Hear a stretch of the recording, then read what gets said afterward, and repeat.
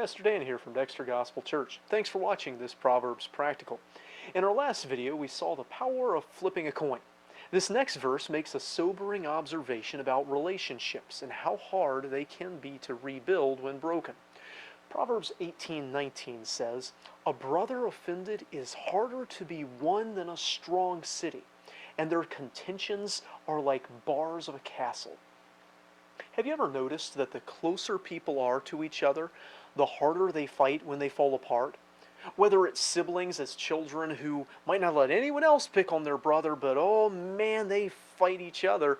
Or whether it's adults who were once close but now feel betrayed, all too often, intensity of emotion remains, even when the emotion changes from affection to antagonism. And sadly, too sadly, many a feud in a family has left people estranged for years, even generations. And people's arguments and anger, cities that just weren't ever taken back, bars of castles that couldn't be conquered. Sometimes it's offenses that if it were anybody else, not of their own family, they'd be forgiven or let go or forgotten about and people would move on. But there is no more devastating betrayal than that of people who are close to us. Solomon was pretty familiar with this. One of his brothers had murdered another of his brothers for a crime that brother had committed against a sister. Now, of course, this principle holds for more than just blood relatives. The term brother in Scripture is very broad. It can refer to people who are close for any reason or have something deep and meaningful in common. Too many friendships have fractured, and people who once were best friends become worst enemies. So perhaps there are two warnings in this observation. One is for the brother or friend who's offended. Remember that grace should apply to those who are close to us just as much as it should to those who are farther apart, those who are strangers. We're all just as sinful. We all make mistakes. And if we're easy to offend and slow to forgive, then eventually we have no more friendships and no more relationships. We end up isolated and alone.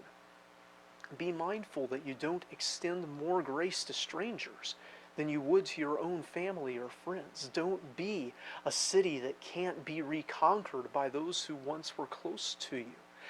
But the second warning is for those who would give offense. If we would expect forgiveness within relationship, we should also take care within relationship.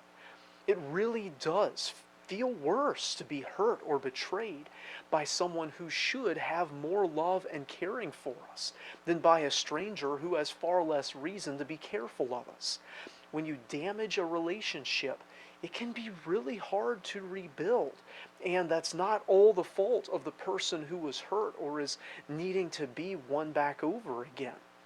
But don't let the difficulty prevent you from seeking restoration. Solomon's father, David, likely the one who taught him many of these principles, had taken many a city. When he speaks of strong cities and bars of castles, he's speaking of something he's pretty familiar with. And David didn't just say, well, that city's hard, we're not going to take it, we'll just ignore that one this campaign. He took the hard cities, he took the strong castles, because it needed to be done for the good of his people. And we shouldn't just let relationships languish because they're hard to restore. We should take the effort that's required to bring down those walls, to bring down those barriers, to reforge those friendships and remake those relationships. If we've given offense, it might take a whole campaign to restore that relationship.